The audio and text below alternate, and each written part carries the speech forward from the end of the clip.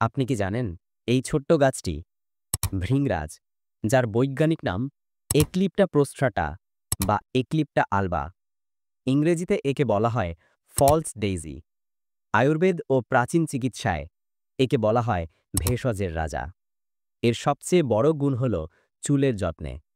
ভৃংরাজ তেল নিয়মিত ব্যবহার করলে চুল পড়া কমে, নতুন চুল গজাতে সাহায্য করে এবং চুলকে করে কালো ও মজবুত।